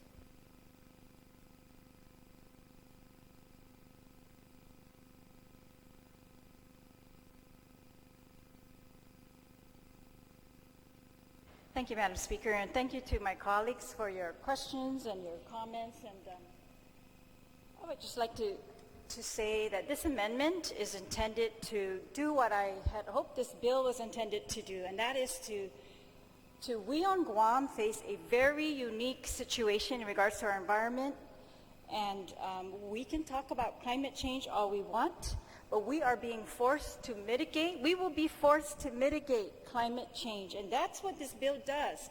It tells us, the legislature, that we're going to address the mitigation of climate change, and that we are going to listen to these representatives from UOG and the CCU as to these things. But I'm just saying, this bill encompasses this. It's actually based on the executive orders from the president, and I, before the public hearing, printed out every single one of the executive orders that's been referenced in this bill, and every single one of these memorandums or other things that are cited, almost every single one of them cites. I mean, they're talking about federal action. They're mandating that the federal departments, the Department of Defense is named to come up with plans, with actions, and ways to mitigate. Well, I'm just trying to point out that I don't want to have another advisory commission. We have those. I think that was the point of the earlier discussion, is that we have those in our law. We have, by law, every single agency is mandated already to take care of our concerns regarding climate change and mitigation. But if we're trying to take this to another level, and we're trying to educate ourselves, and if this bill already encompasses this particular notion, then there's no harm in including specifically this as one of the items that this commission may address. And if the commission chooses to put it last on its priorities, I mean, I can't do anything about that because we're ex officio members. But I'm saying I would just hope that we could just list it there. It's a matter of education. It's a matter of our branch of government saying that we are not, when we are being forced to mitigate climate damage being done by superpowers around the world or other people or corporations, that we are going to burden our people with our policies of, conserve your power and conserve your water and don't fish in this area, while we continue to allow other activities, and we choose to be silent about federal activity that directly impacts. This is not like the climate change discussion that, may or may not impact, this particular beach or whatever. These are direct impacts. And the notion that we don't want to directly focus on impacts to our environment that will make us unable or less able to mitigate climate change. I mean, that's how we're going to mitigate climate change. You know how they mitigate the impacts to the coral reef at Upper Harbor? I mean, when they needed to, build the facility at Upper Harbor, we're mitigating that. Our children are mitigating that by planting trees on the hill above Seti Bay. We are trying to preserve coral in a whole other piece of the island. That's the mitigation that they came up with, that the government of Guam agreed to, and that's what we're looking at. And mitigation is absolutely central to this bill. It's what we're going to do. We can't stop it. We can't stop climate change. We're going to mitigate climate change. And I would just hope that members of this body don't close their eyes to the things that we can do today and not talk about, but actually look at precisely and help ourselves to mitigate impacts that are occurring today from activity that will help us to mitigate in the future impacts from climate change, or even actually current impacts of climate change. We've already got those going on. And it's all been stated earlier, but as the previous speaker said, Madam Speaker, this bill encompasses this thought already, and I would just hope it's a matter of our preference to just say it's something we're going to look at. And really, we're just saying it to ourselves. We're saying it to the 5 members of the legislature that are going to be members of this commission. We're saying it to 2 people at UOG, 1 at CCU, and the Governor's Advisory Task Force member and Advisory Commission chair. And those are the only people that are going to be, told that, could you also look at this? And I'm just hoping that that would be something that they would absolutely look at. I'm telling you, we are living and we are forcing our people to live with mandates of preservation and conservation that they did not control. And these are things, we can't control climate change, but perhaps these are some things that we can control. And that's what this is all about. We're racing to preserve our environment so that we can fight and resist climate change and its impacts. And this bill is all about thinking outside the box, bringing it up to a higher level. And I would just ask my colleagues to help me in this amendment to bring that focus. And I thank you very much, Madam Speaker. Thank you, Vice Speaker. On the Terlahi amendment to line 3, page 7, section D.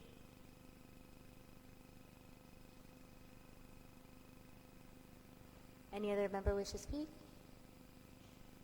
Call for a vote on the Terlahi amendment.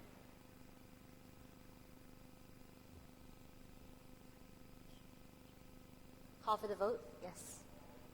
All in favor?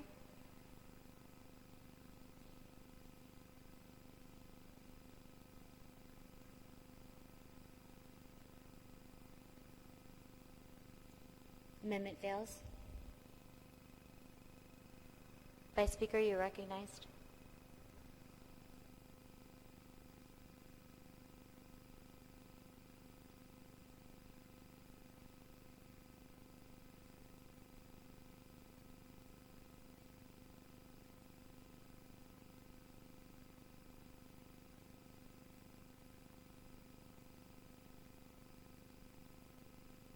Thank you, Madam Speaker. I believe they passed out a new amendment, a new version to amend item G, and that should be on.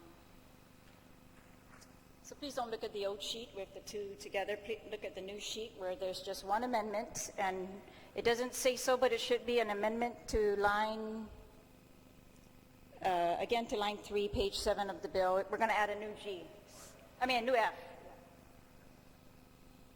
So that should be F now, since the last amendment did not pass. That should be F.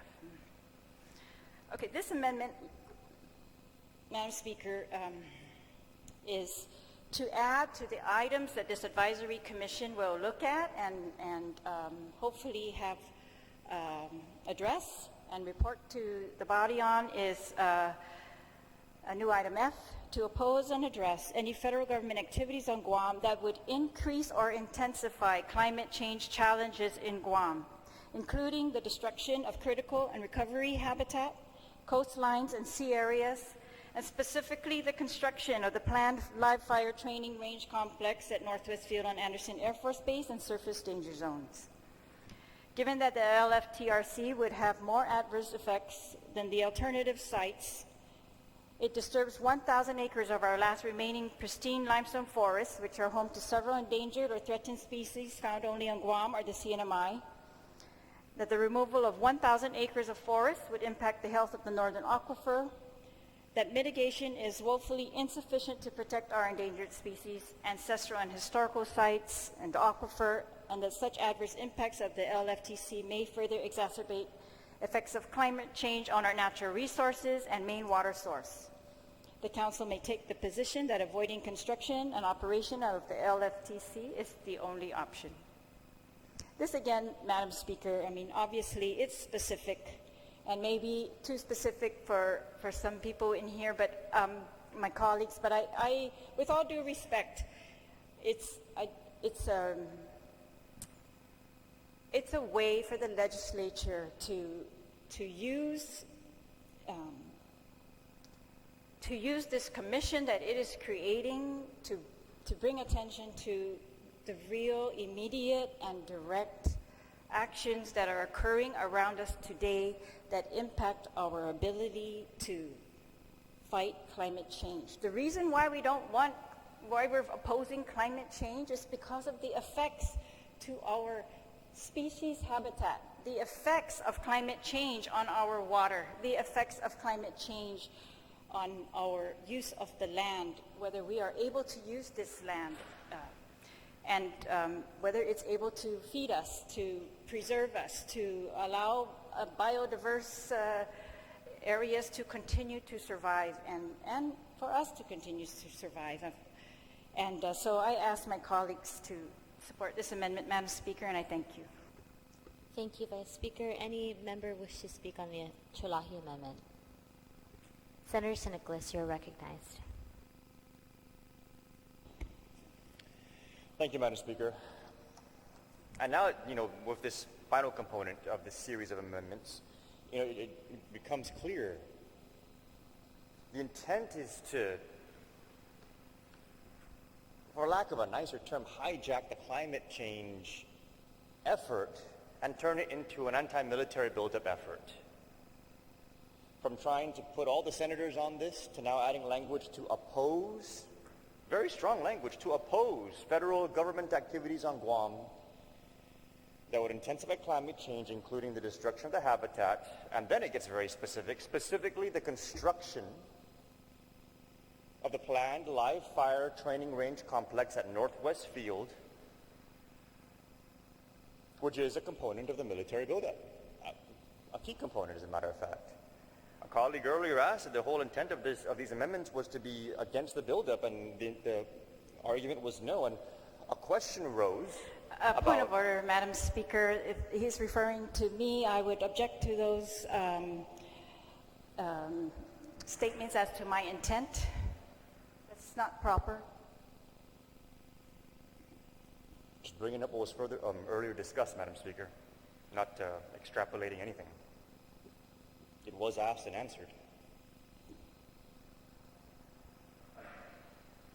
Senator Siniclis. So, and this just disturbs me, Madam Speaker, because climate change is a very important issue. It's a very important issue, and I understand that the people have their concerns with the military buildup. I'm sure you can draw a line right down the middle of this room and everyone can get on one side or the other about it. But you don't hijack the issue of climate change in order to try and, in a roundabout way, create an opposition group against the firing range. The people in the Marshall Islands are losing their homes to climate change. And we're going to make this be about us and our issue of the military buildup. Yeah, we have an issue there. People are unhappy. But don't hit your trailer up to the Marshallese losing their homes because you want to advance the cause of trying to stop the firing range. That really bothers me.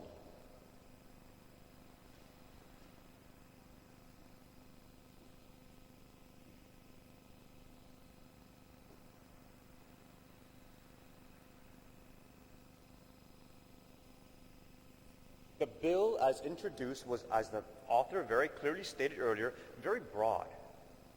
Very broad to fit us into the bigger question of how climate change, which is, by the way, Madam Speaker, a broad issue. Climate is a broad issue. Yeah, there are certain individual things that happen in any community that affect the environment, whether it's the local government's inability to close down or to dump and all the pollution in Longfit, to whatever it is the federal government's doing and everything in between. The micro. Things happen in communities, and it's unfortunate, and really we have EPA, federal EPA, we have local EPA, all these different agencies that are supposed to be protecting us against that. We have fires up in Harmon affecting the environment. But there's a big difference between the micro and the macro, and climate is a macro issue.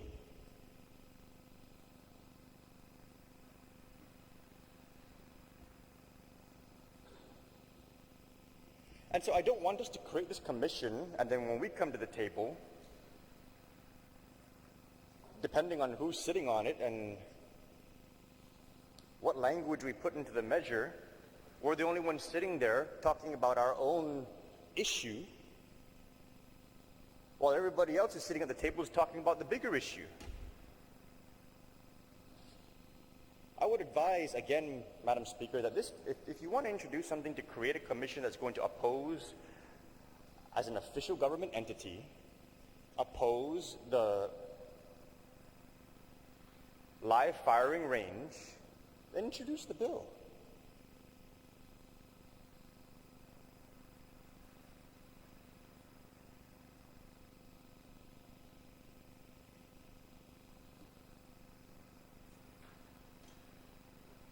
I object to the amendment, Madam Speaker.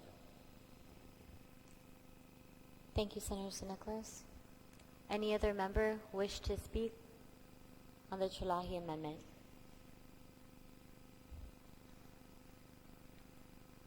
On the Chalahi amendment, line 3, page 7, section F. All in favor? Oh, I'm sorry. Vice Speaker Chalahi, you are recognized. Thank you, Madam Speaker, and thank you to my colleagues for your consideration of this amendment. Maybe we see this bill differently, because I see this bill as an opportunity to create change, to stop mere talk, and I don't know what we're talking about, going to some place and discussing this with other people, because that's not in this bill at all. This bill is for within the government of Guam to address policy to climate change, and specifically one of its duties on page 5, item I, is to prioritize and focus policy recommendations on climate change resilience, ecosystem and biodiversity protection, waste management and pollution control, and environmental governance. And this amendment, it's maybe micro, but it fits into I. And it's something that we are saying straight off the bat that this is something to look at right away. because this is something that is taking place right away. And this is something that we may be able to affect right away, and that we don't need to wait for a commission to talk about it for 10 years, and come back to say, oh, we should have done something about that then. If we're going to have a commission that's going to look at things, this is just my attempt, and I object to the word hijacking or any of those other insinuations. It's my attempt to make this bill better and to make this bill effective and not something else that we created in the government that just talks, and to make this bill something that is actually going to address things that are concrete that we can actually fix, help, diffuse, protect immediately. And yes, I believe these things are very important. I believe today is the day to do this. I don't believe it needs to be delayed, or that it needs to be ignored, or that there's really anything negative to it. I just think if these are the things in front of you that are impacting your ability as an island to be resilient to climate change, and these are the things that we here today should address. These are the things that we want this commission to look at. If they're going to be our experts, to look at and come back to us and tell us about some of these things. And these are exactly what we've mandated them to do. Biodiversity protection. Are they going to come back and tell us the science of biodiversity protection, or are they going to tell us exactly how can we protect the biodiversity that exists on Guam right now? That's what I'm hoping for. And I don't know. I'm passionate about this, Madam Speaker, because it really is very, very important to me. I feel like we have people fighting for this every day to protect our environment, and let's not, say we're climate change protectors, but we won't take a look at the specifics. That's one thing that I really feel like is a disservice to the people of Guam, and I want, if we're going to if we are going to get ourselves off the hook on climate change and allow one commission to take care of that for us, then let's at least please ask them to look at some things for us. And because, that's the science. It's like the science of climate change. If you deny the science of impacts from federal activity, it seems very similar to me, that we're just, being blind. And I think the people of Guam are much smarter than that, Madam Speaker, and that we here, they elected us to do new things, and I'm proposing this as a new thing to look at immediately and address, and to make a policy recommendation. You don't have to say anything you don't want to. You have to make a policy recommendation, something that maybe we can do in this legislature. And so I thank again my colleagues for their patience. If it is taking a while with these, but I very much appreciate it, and I would appreciate your support on this amendment. Thank you, Madam Speaker. Thank you, Vice Speaker. Madam Speaker, Senator just a point of Nicholas? information. Yes. This amendment is not asking for recommendations. It says to oppose. It would mandate that the CCU director who's appointed to this thing oppose the live fire range. So let's be clear about what the amendment is saying. It's not asking for advice. It's now directing this commission to be an oppositional party. Senator Nelson, you are recognized. Madam Speaker, I request a 5-minute recess. We're in recess.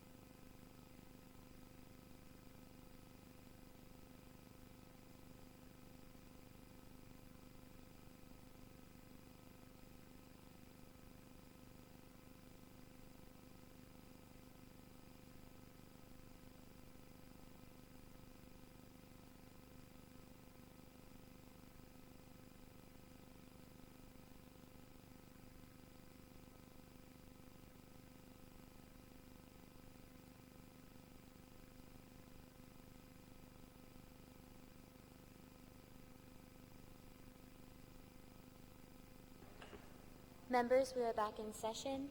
Vice Speaker Terlahi, you are recognized. Thank you, Madam Speaker. And if I still have the floor, I would like to make an amendment to my amendment, or to withdraw that amendment and make a different amendment. Using the same paper, if you could change the word oppose to review. And on the fourth line, after the word surface danger zone, delete everything else. So it would just put as one of the duties of the Commission to review and address federal government activities on Guam that would increase or intensify climate change challenges on Guam, including destruction of critical and recovery habitat, etc.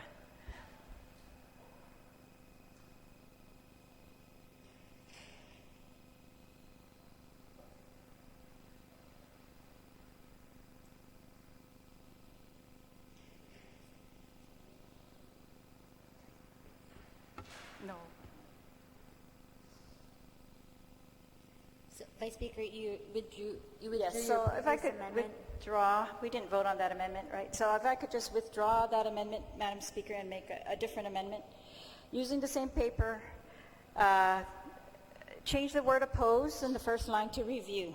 So it puts as one of the duties of this Commission to review and address activities which would increase or intensify climate challenges in Guam. And after, on the fourth line, after the word surface danger zone, delete the rest from this paper. So the amendment is only the first 4 lines. Thank you, Madam Speaker. Thank you, Vice Speaker. Any member wish to be heard on this Terlahi amendment? Senator Nelson, you are recognized. Madam Speaker, can we just have the clerk read out the amendment, please? The amendment is on line 3, page 7, F. And to review and address any federal government activities on Guam that would increase or intensify climate change challenges in Guam, including the destruction of critical and recovery habitat, coastlines and sea areas, and specifically the construction of the planned live fire training range complex at North Westfield in Anderson Air Force Base and surface danger zone. Any member wish to be heard on the Terlahi amendment?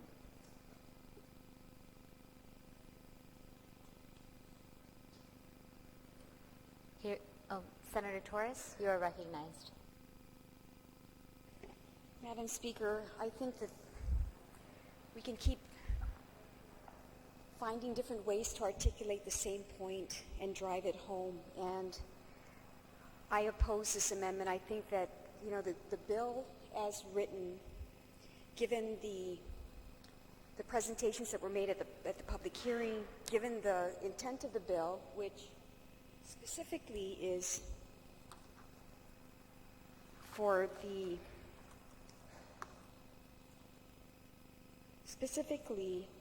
legislature in Guam intends on continuing to support the efforts of Imagalahi's Guam Climate Change Task Force and Climate Change Advisory Committee through the creation of the Guam Council on Climate Change Preparedness and Resiliency as a policy recommending body of legislature in Guam to further craft policy and legislation to ensure that focus is placed on addressing the adverse impacts of climate change on Guam.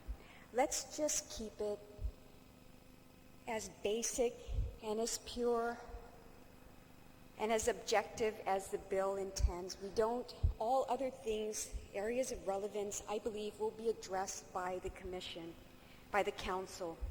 And so, you know, we've been here for quite a while talking about essentially the same thing in different variations, but I think that what these proposed amendments do is it in some way compromises the objectiveness and the ability of the Council to see things as they see fit and to address matters that are relevant and pertinent to their respective missions. And specifically, to work in such a way that with their expertise and findings and knowledge can then come to us so that we can affect policy that will advance the efforts. And so I object to the amendment, and I would really like to see this bill move forward in the way that it was amended by the Committee on Environment, Agriculture, Land, and Procurement Reform. It is good the way it is, and any other things that are too specific or too directive are going to compromise the objective of this legislation. So, por favor, de esta kalamanzadas hit. Sige gigat kun tusi hafat the si taimana te talaika esta maulikasti angin talaika sempre na babasti. It's really siniteko.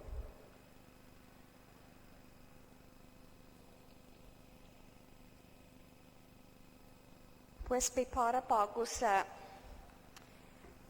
I think that what I'm very concerned about is if we amend this bill in the way that it could possibly amend it, then it would really compromise my support of it. And I believe many people in this hall would also have issues with supporting the bill if it's altered in such a way that it goes against the fabric of what was intended for a group of experts to bring their findings and their recommendations to policymakers so that we can then enact sound policy based on research, on expertise, and on a genuine need to address particular issues. So I rise in opposition to the amendment, and I urge my colleagues to please just consider the intent of the bill and try to not lose focus of the spirit of the bill. Thank you. Thank you, Senator Torres. On the Chalahi amendment, Vice Speaker Chalahi. Thank you, Madam Speaker, and thank you, colleagues, for your comments. And I would like to assure the body, Madam Speaker, that I have not lost perspective on the intent of this bill, and it's absolutely because I have reviewed the executive orders that this bill supposedly is based on, and the mandates that those executive orders and memorandums placed on its own federal agencies. And I've also, I reviewed the bill, I reviewed the task force, that actually the task force has the experts of the government, all of them. And we are narrowing that list, and we're taking 2 people from UOG, 1 from CCU, and 2 members of the task force. And those are the ones we're going to hear from, and 5 members of the legislature. So I think this thing about pureness and focusing on getting expertise, it's not related to this amendment. This amendment is focusing on how we're mitigating. It's more directly related to the bill than maybe some of the concerns that we're hearing, because this directly focuses on the impacts and how we are going to battle climate change, which I hope is the action that this advisory commission is going to focus on. So thank you, Madam Speaker. Thank you, Vice Speaker. On the Chalahi amendment, all in favor?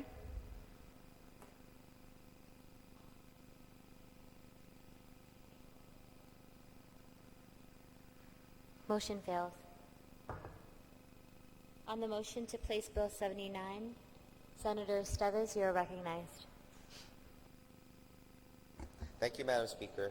There are a lot of concerns out here, and I'd like to think I'm speaking from a point of experience, because I do work in the environmental field. We have to understand there is a science to it.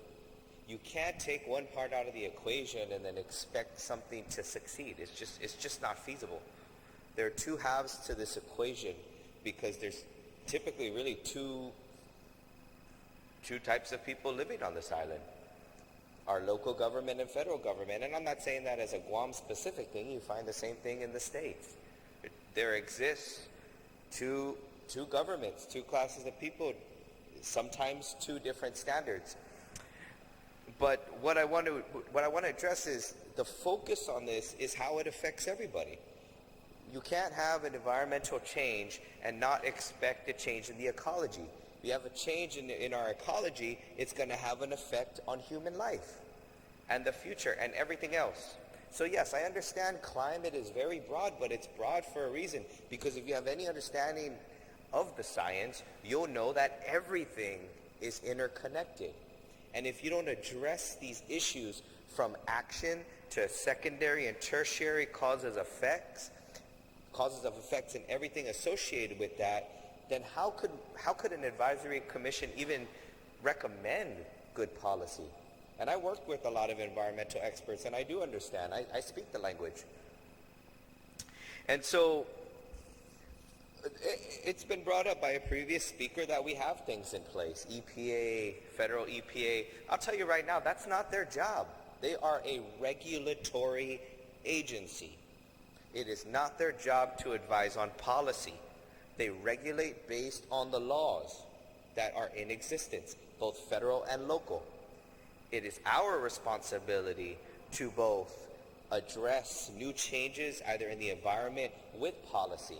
And so this steering committee is very, very important. And so we have to make sure they have all the pieces of the puzzle. They have all the information available before they advise us and we deliberate on laws that are going to affect everybody here. Another thing I'd like to bring up, and I do agree with some of the sentiment that was put out. The intent of this is not for this to be an action committee. This is a non-action entity. They are simply a steering and advisory entity, and I agree with that. There's been talk too about how we fit in, and climate change. Climate change is much more than receding water lines, than losing land mass, than erosion. It's much, much more than that.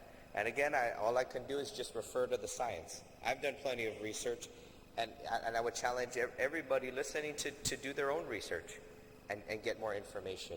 And I'm always willing to answer questions to that effect. Guam is, when you talk about Micronesia and how it's affecting our neighbors negatively, Guam has the greatest resource of all. And without, I know it would be improper protocol to proffer the questions, so I won't, and I'll just get straight to the point. Our greatest resource is our aquifer. We have the greatest water supply and the largest water supply in the entire region. You couple that with migration due to climate change and how that's eventually going to affect us. If we don't have the foresight to look at the big picture, then the failure is on us. The failure to our children and grandchildren is purely on us. We can't draw comparisons easily to our neighbors. And we have to address the elephant in the room. It doesn't have to be necessary in opposition, I agree, but we have to address the elephant in the room because our neighbors have something we don't. We can't tell the federal government what to do or what not to do. In Palau, they do. In the Marshall Islands, they do. In the Federated States of Micronesia, they do. We don't. We don't have that ability. And all that is being asked is that we at least have the information and know what may affect us now and what may affect us down the road. Maybe this might be a bold statement, but if there's any intuition or if anyone thinks the federal government has our best interest in mind for the long term, they're dead wrong. And I have no problem making that statement. It's the truth. We know what's best for our island. We have the vested interest in our future and the future of our ancestral homeland. And so with that, Madam Speaker, I would like to proffer an amendment. So on page 5, subsection 15105, under duties, I would like to add a duty. Before I push forward with the amendment, I'd like to read item B. To the greatest extent possible, understand and address the government of Guam's contributions to climate change and global warming. I think that's a simple duty. It's very broad. It doesn't specify an action, and it just clarifies to the organization something they can address in their research. But because we have to address the elephant in the room, and because we do have a unique sort of situation where we have to address something else, my amendment is to add another item to that. To the greatest extent possible, assess, understand, and report the contribution of the federal government of Guam to climate change, global warming, and other negative ecological and environmental factors. So all we're asking is that they consider the correlation and relation to what's going on. Because if not, we're flying blind. We're only giving ourselves half of the piece of the puzzle, and we're asking as lawmakers to take that information and provide policy that's going to affect everybody and generations to come. I think that's wrong. And so I hope and I ask my colleagues to support this amendment because I believe it'll be a good compromise. It still remains, I believe, in the intent of the bill, which is to have the experts advise us. But without this key component to address the federal government, if we're addressing the local government, to at least have the ability to gather information and correlate, then I think we're going to be selling ourselves short, and I don't see there being much success in moving forward. And this isn't in opposition to the federal government or anything going on with the buildup, but I think many of my colleagues, and I have sat with them, and generally, it's not that we speak different language, is we have different focuses. And we see great things happen when we get together and collaborate. But when we're all on different train of thought, and we all have different priorities, it's that lack of communication that we see has been problematic with our relationship with our federal counterparts. And so if we don't get this information, if we don't understand what they're doing and they don't understand what we're doing, it's going to be a problem in the future, and we've already seen it. So with this amendment, I'd like to ask my colleagues to please support it. It's very important we do this. Again, I have a background in doing environmental work, and I see how all of this plays. We need everything in play, and we need all of the information available to make good policy decisions. Thank you, Madam Speaker. Thank you, Senator Estevez. Has the language that you're proposing in this amendment been circulated to the members? I have it right here. I can write it down and We'll take a brief circulate. recess. Yeah, okay. Thank you.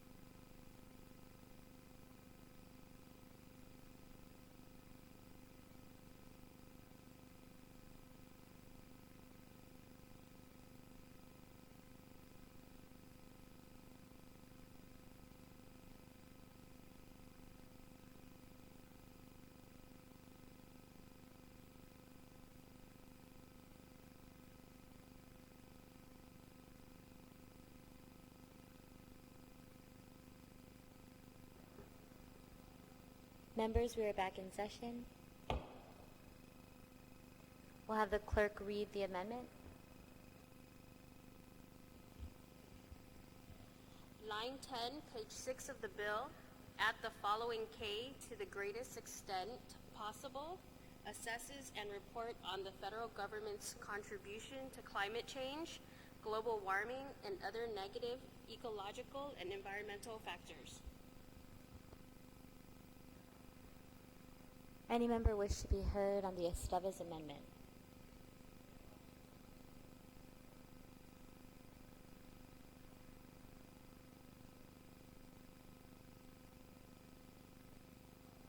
Senator San Nicolas, you are recognized. Could I request a read back because I don't have a copy in front of me, but something just kind of caught my ear that I wanted to potentially address.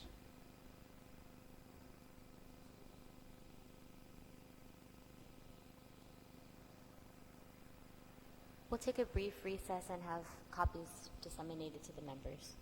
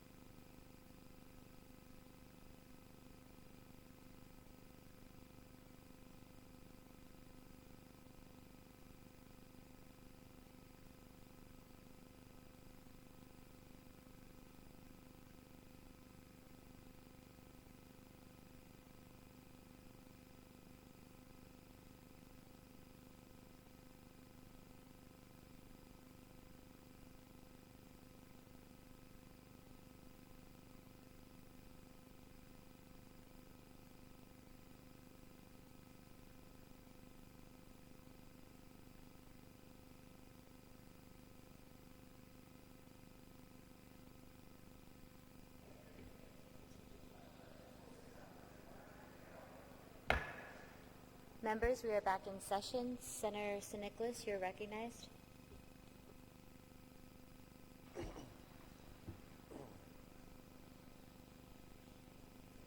Thank you, Madam Speaker. So the amendment reads, adding a new section K, to the greatest extent possible, assess and report on the federal government's contribution to climate change, global warming, and other negative ecological and environmental factors. The mover of the amendment made a very strong case about his background and knowledge on the issue of the environment and climate. Madam Speaker, this amendment would basically be tasking this very modest commission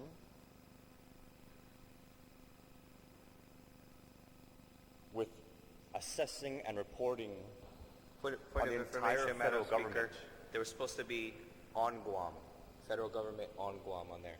It was a slight oversight of the typo. I just wanted to get that out before. It should read federal government on Guam. Senator Nicholas. Even in that scope, Madam Speaker, if the federal government does some test or, does some policy in D.C. that affects something on the other side of the world, it could technically affect the climate here on Guam. This commission's being formed up to be able to assess what we have within our sphere here.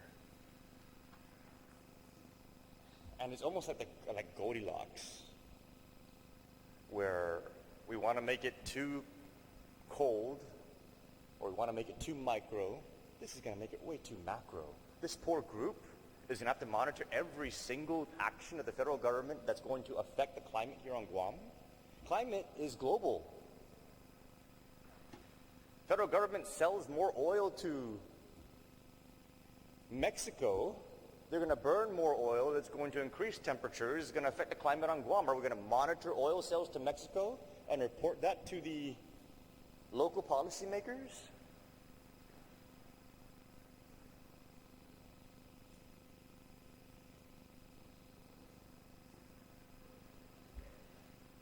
So, Madam Speaker, one of my colleagues very wisely spoke about just the purity of the legislation as it was originally introduced. I don't want to Goldilocks this thing. I don't want to try and make this too cold one way and now too hot the other. Let's just try and keep it just right as it is,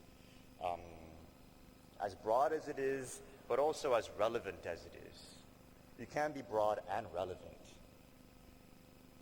I think that this amendment, it tries to, again, make this have a federal flavor, and I get it, but this group is not going to be able to, in a very meaningful way, fulfill what it's trying to do. If this amendment passes. So it says, to the greatest extent possible, assess and report on the federal government's contribution to climate change, global warming, and other negative ecological and environmental factors on Guam. I rise in opposition to the amendment, Madam Speaker.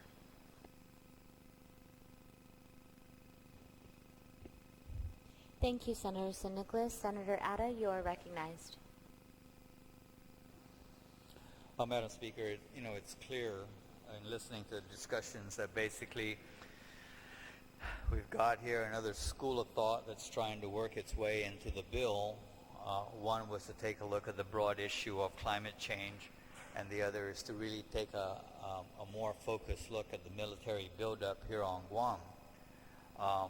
And now this latest amendment here is to just another way of basically saying pretty much what the other school of thought has been trying to say all afternoon about looking into the military buildup.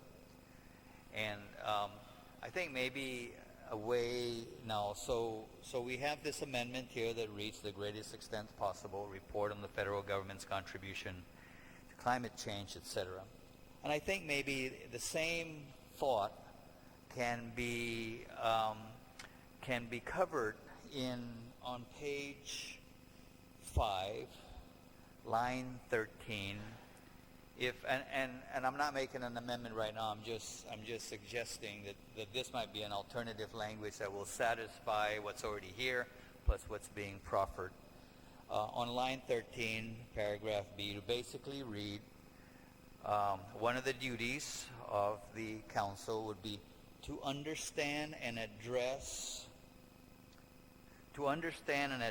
the contributions to the climate change and global warming from local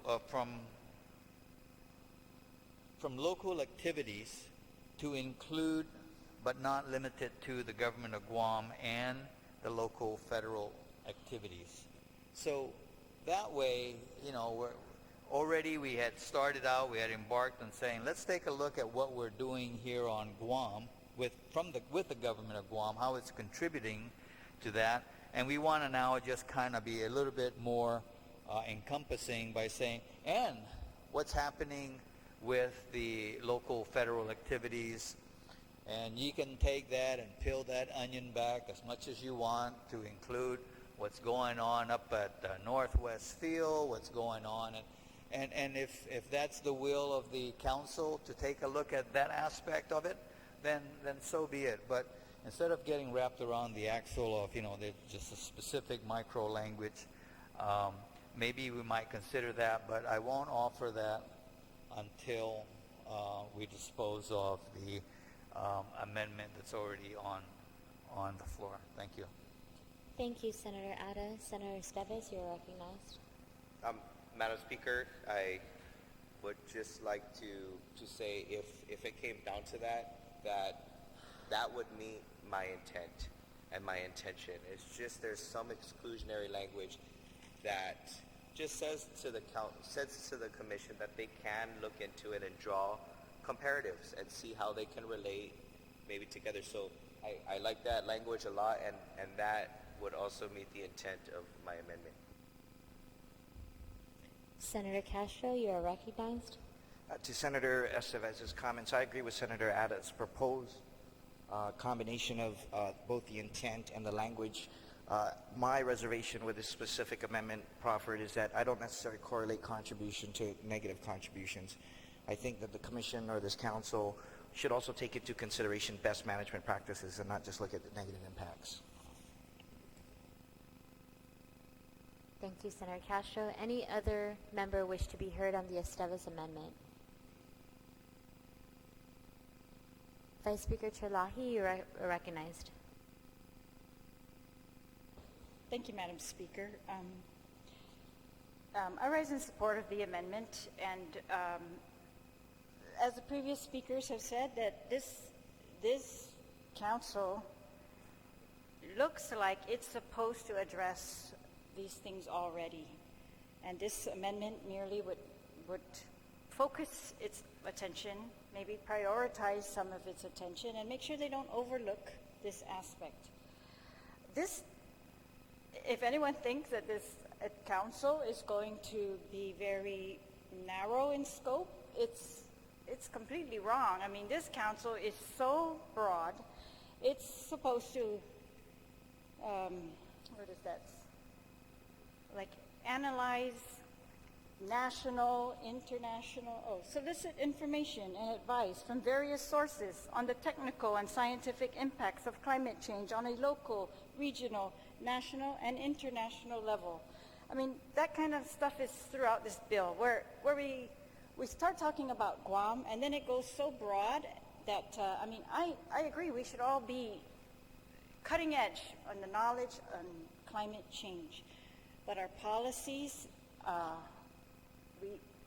we have to be knowledgeable about all those things, but I'm hoping that our policies are going to be able to help us immediately, and that's what I'm hoping from this council. And I think this amendment gets us towards that. Thank you, Madam Speaker. Thank you, Vice Speaker. On the Esteves amendment, there's been an objection by Senator San Nicolas. On the Esteves amendment, all in favor?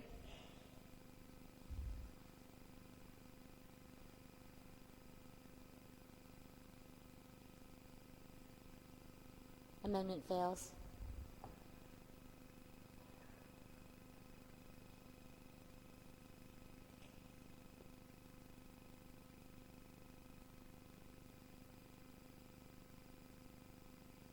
On the motion to place Bill 79, the third reading, any senator wish to be heard? Senator Atta, you are recognized.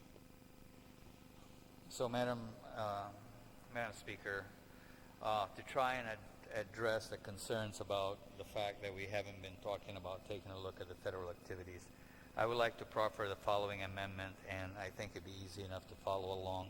On page 5, line 13, to strike out the words "to the greatest extent possible" and to replace that with the word "to," so that then the sentence will read, "to understand and address the contribution to climate change and global warming from local activities, comma, to include but not limited to the government of Guam and local federal activities, period."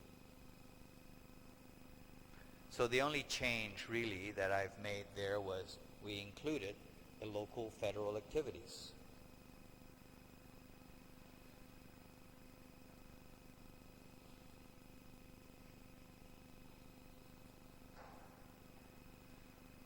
We strike out the government, we strike out the word government of Guam on line 14. Thank you, Senator Atta. On the Atta amendment, would any senator like to speak? So on page 5, line 13, section B, to understand and address the contribution to climate change and global warming from local activities, comma, to include but not limited to the government of Guam and local federal activities, semicolon. On the Atta amendment. On the Atta amendment, hearing no objection, amendment carries.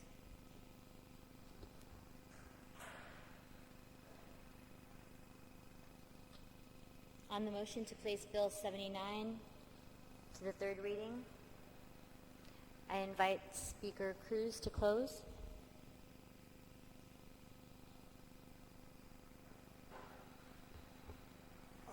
Thank you very much, Madam Speaker. Madam Speaker, I move that Bill 79-34 be sent to the voting file, and I want to thank all my colleagues for the invaluable discussion and contributions that have been made this afternoon.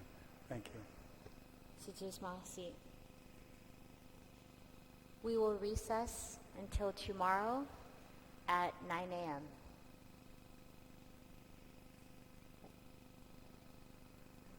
I'd like to call for the motion. On the motion to place Bill 79 into the third reading, hearing no objection, so ordered, we will recess until tomorrow at 9 a.m.